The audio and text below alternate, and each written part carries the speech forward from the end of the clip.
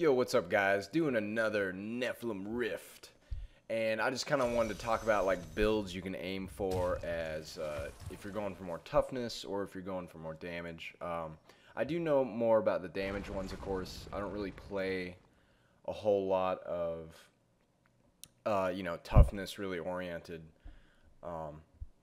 And right now, what I'm working on with my Demon Hunter is one of the best builds, and I don't really have any of it yet, but it's something I want to get. It's, the item that I'm looking for anyway.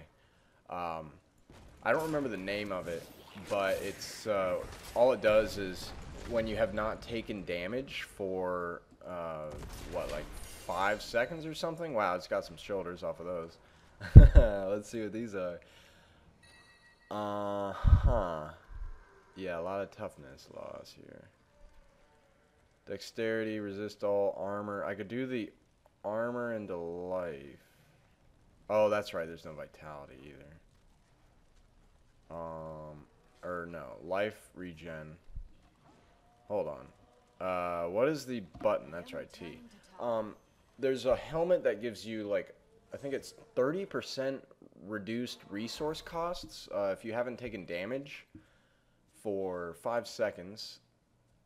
And that is just absolutely insane for, definitely for, let's see, I'm going to re-roll this into percent life, or actually vitality probably. Vitality, no. I'll do resource costs, and vitality, there we go. Son of a beach. Well, I just found an upgrade. That's awesome. Bonk, 972,000. Alright, so... Anyway, so this helmet that I've been talking about, it's just one part of a build you can do that's really just a resource cost reduction build, where a lot of it is just you kind of build around getting resource cost reduction, and otherwise you just go damage and whatnot. But the biggest thing about resource cost reduction for Demon Hunter for sure is being able to spam Cluster Arrow. With a resource cost reduction build, it really makes your DPS go insane. If you've ever done a rift, and I might have gotten one in one of my other videos, with one of the new shrines, the new Nephilim Rift shrines. One of them is, let's see, it's the channeling. That's right, the channeling pylon. And what it gives you is unlimited sort of resource regen, or, well, I think what it does, it makes all of your abilities cost no resource. So Cluster Arrow would just be 0, and then it also makes you have extremely reduced cooldowns. But the coolest part about it is the reduced resource cost, because if your Cluster Arrow just doesn't cost anything, then that becomes your auto attack. And as you can see, it costs 40 hatred. I only have 120. So you can imagine I can't do the most amazing Cluster Arrow spam, of course. You really have to get all the right gear for it. And I stood in some Molten. That was not good. But if you can just imagine, obviously my attack speed is this fast. If you could spam Cluster Arrows that fast, just all the time, that would be fucking amazing. And there's no build that will let you just spam them forever, but you can get your resource cost down to like 60 or 70%. So you could spam it a lot before you would have to start regenning some hatred, But that's just one big build to really aim for. That's really just the end all be all build for a Demon Hunter, other than I think it's called like the Warden's Mail, the set bonus. That's also pretty awesome because of those set pieces, and I think I picked up one of those in one of my other videos, which like I think the 5-piece set bonus is all of your hatred spenders are copied by your sentries. So what you do, you go sentry, and then you get Cluster Arrow, and you throw down your sentry, and then every time you Cluster Arrow, your sentry also copies that. So it will shoot out its own cluster arrow, which is fucking insane. You can imagine the potential for that, for nuking down bosses really fast, or even, of course, elite packs. But, so the best, you know, obviously crit and crit damage are really good. Those are just really good all-round for every class, every build, really. Every build needs crit and crit damage, because that's what, you know, that's the biggest effect on your sheet damage. And, alright, what are these guys? Illusionists. It's bullshit. I don't give a fuck. Y'all gonna die. Bonk, bonk, bonk. Dead, sons of bitches. Yeah, vile gauge. Awesome. But also with some of the items, remember now that you can reforge stuff, or it's called enchanting, right? Whatever it's called in this game. Oh, these are cool. Dark Moth? Cool. Wait, I'm trying to see this guy come out. Oh, that thing looks fucking awesome. But now that you can reforge stuff, you can obviously change stuff from dexterity to strength or to intelligence, you know, so you can use stuff for different classes. And that's what I actually did with, I picked up an Andariel's Visage on this character, so it rolled dexterity. But it also rolled pretty well on the other stuff, like it rolled high on the crit, and of course it has the special legendary chance on hit, you know, for hitting, or it sends a Poison Nova. So anyway, I'm using that now on my Whirlwind Barbarian, which is, it's really great for Whirlwind Barbarian and Andariel's Visage because of that Poison Nova. Because if you're already relying on your Whirlwind DPS to do everything, then that means you're going to be getting, you know, you're going to have consistent hits on stuff, and you're also, okay, so this is the channeling pylon I was talking about, but you're going to get consistent hits on stuff, so boom, look at this, just spamming cluster arrow, like nothing can survive. You just spam it, look, you just spam cluster arrow. Imagine if you could do this forever. Like, that is better than all of the best weapons in the game. Like, even if you have crappy gear, if you can just spam cluster arrow, like, damn. But, I was saying my, Whirlwind Barbarian, the Poison Nova, since you're so close to everything with Whirlwind, because that means you have to stand right on top of them, of course. Since you're so close already, then the Poison Nova from Andariel's Visage is really great. So, all it means is, you know, when you have different builds and different items, different characters, there's now, because of the new patch, the new expansion, there's a lot of mobility with items, so you can really hoard stuff. In other words, so one thing you should do is like aim to keep good items, even if your current, you know, champion, your current hero can't use it. Your current, what is it called? I've been playing, like, you know, League of Legends and fucking Heroes of the Storm, and they call them heroes and they call them champions. I guess it's character in Diablo. I'm not really sure, but we'll just go with character. Your avatar. Your fucking guy with the guns. But, so being able to, like, max, you know, mix and match gear for different characters is really awesome. With the new patch. So it's really good to kind of hoard stuff, really fill out those bank slots until you don't have any room left. And then only replace stuff, you know, with a much better version of it or something like that. So having like a strength-based resource cost reduction might be cool, and then having like a dexterity-based resource cost reduction. All stuff like that. It's really good to have options. And of course, this is really just gaming in general, in any RPG really, where you can have like a shared stash kind of system. It's just really smart to have a whole bunch of different choices. Definitely in World of Warcraft, it was that's a big, and of course any just big RPG like that where you can save items a lot. Because what will happen, Blizzard will nerf a certain thing, so they might nerf resource cost reduction, like they might make it have diminishing returns after a while or something like that, which I don't really think they would do, but, you know, just to use it as an example, you can get a certain item that's really good, you know, right now, but then they'll nerf it, you know, they'll just end up, and looks like I pulled a treasure goblin and I didn't realize, so I'm a fucking idiot. But anyway, so that's another thing. You should watch the chat pane, which I do not do, as you can obviously see. Watch it and see if you accidentally pull a treasure goblin out of the corner of like the fucking screen that I didn't even notice. So that was pretty retarded. But anyway, so it's good to keep hold of. Wow, 2 legendaries already, and it's a ring too. Let's check this baby out. What did I get? Come on, yeah. Oh, you drain life. Okay. Yeah, it's got dexterity, life, crit hit damage. It's pretty bad, actually. The drain life from around you is alright. I wonder how that procs at level 70.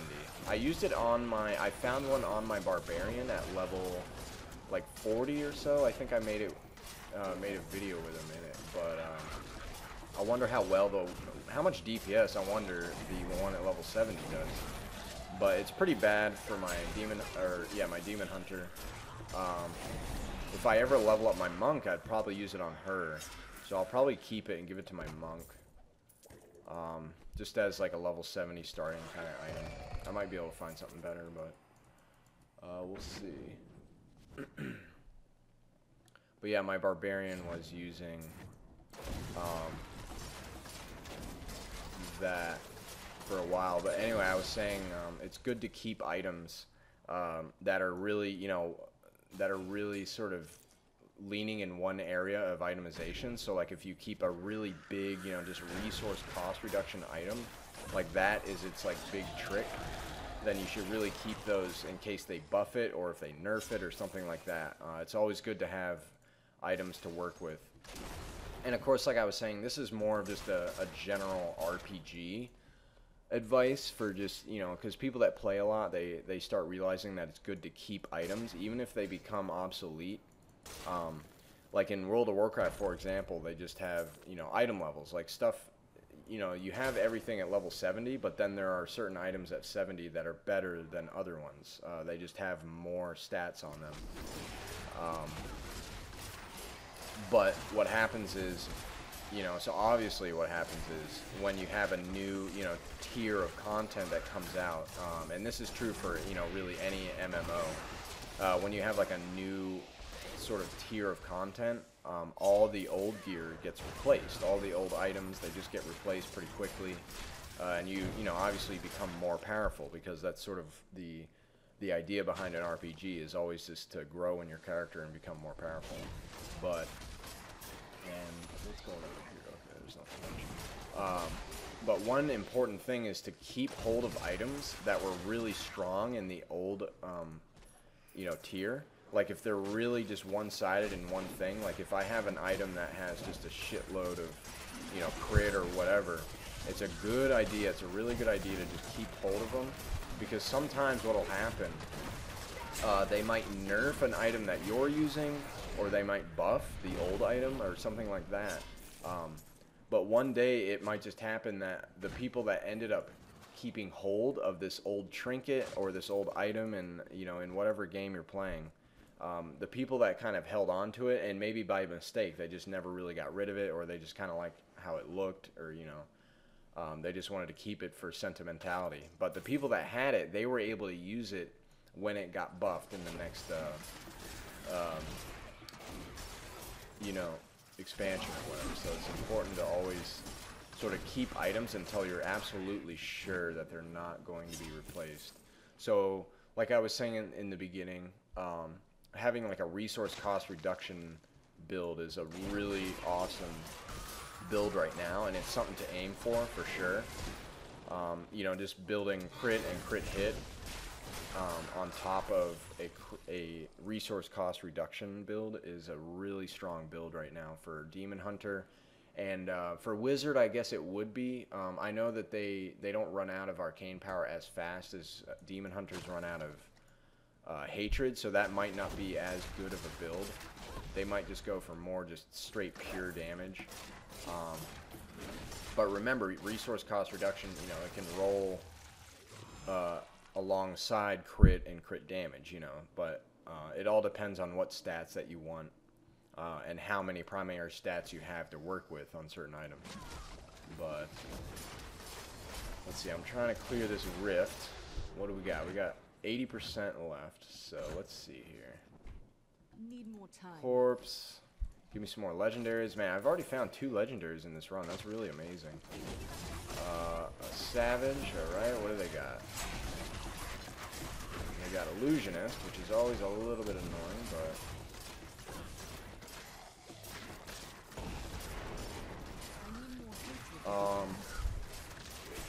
And another thing for cluster arrow, it's not maybe the best single target DPS, but it's really good for stutter stepping because it has such a high like hatred to damage like ratio. As in, obviously it costs a lot of hatred, but it also does a lot of damage. Because if you're stutter stepping with, I mean, obviously you can stutter step with your hatred generator, but if you're stutter stepping with like rapid fire, I don't really know why you would do that. Actually, that's more expensive probably than cluster arrow. At least as a ratio for hatred to damage. It's definitely more expensive. But, you know, as for Demon Hunter builds anyway, I'm really just talking specifically for Demon Hunters. Obviously, multi-shot, I use that for weaker sort of farming and for leveling up. Otherwise, though, there's really not a lot of choices outside of Cluster Arrow for stutter step, you know, the stutter step kiting that I do, that I employ the most. One build I did do was Frost Arrow for a while, just to slow them down. That was before I was using Entangling Shot. And obviously Nether Tentacles is also pretty good. They did nerf it a while ago. It used to actually be really strong, pretty overpowered. It used to be that Nether Tentacles, where the fuck is this guy? There it is. Nether Tentacles, it would hit like big targets like Belial or something. It would end up hitting him about 6 times with the same shot. So you would just shoot once like that, and the Nether Tentacle, if you've seen it before, it travels across the ground kind of slowly, and it just goes in a straight line. And it has a little like lifesteal and stuff like that. But the coolest part about it was how many times it would hit a target. Even these abominations, I think it might have even hit them 3 times, but it might have only hit them twice. But it was kind of like just a little Wind Fury effect. Like it would just hit them so many times with just one shot, because it was slowly floating through. Like it would slowly go across the screen and float through and hit someone like Belial. You could just stand there and you would spam your Nether Tentacles, and you would just own the shit out of him, because it would hit. Oh, I didn't see that up there. Fuck, I would have kept going. Oh, I hate that. Well, let's fucking go up there. Anyway, so you would hit Belial like 6 times with the same Nether Tentacle. So of course you're spamming it like this, and so you're hitting him like, 6, 12, 18, 24, 30 times. Is just insane. With just a couple of hits, and then they would all be critting for a fuckload. And that was at level 60 though. They nerfed it back. It wasn't very long. I guess the game had only been out. Diablo 3 had been out for a couple of months, and they nerfed Nether Tentacles. Of course, they nerfed Smokescreen too. I mean, they were deserved nerfs because people were already able to solo Torment, or they were able to solo Inferno Diablo without much gear, because they could have almost unlimited sort of smoke screen. Like it would just never go away. So anyway, it's just a good idea to kind of keep items that are powerful in one tier. So if you find a good item now at level 70, and before the next expansion, I mean, obviously that's going to be a while. We just had one, but there are a few items I found at level 60 right as the patch came out that were really strong. And I could obviously technically find the same item at level 70 because they're all repeated at 70. But it's good to have like the overpowered items to use to level a course, and then to get into until you replace it. So all I'm saying really is I've had a lot of moments in RPGs, and it happened in Warcraft a lot because I used to play World of Warcraft a lot. And I only just recently haven't really been playing very much, but what happened, there were just some really powerful trinkets or those, you know, just powerful items that we thought would go out of style, you know, like when the new tier came out, we would replace it with like a much more powerful item, it seemed. But because of the sort of unique thing that the item had, so like if the item had a very unique like proc or it had a unique sort of effect on one of your skills or something, it would end up that it became really powerful again. Let's see, I'll fight this guy right here. I'm gonna go to this, make sure it's clear. Oh fuck, he makes the shit drop. Alright, cool, there's nothing left in here. So, I'm just gonna blow this guy up. He has 360 million health, but it's really not that much when you think about it. What are you gonna do? You gonna hit me, you dumbass? You're already like half health. I don't know how much damage that does. I'm not really gonna find out, I guess. Herendi, the Rift Guardian.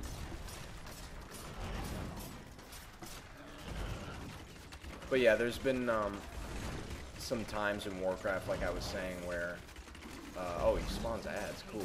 Where you find an item, obviously that you've been raiding with for a while, and it's really strong. But what happens is you'll replace it, obviously, with a new item.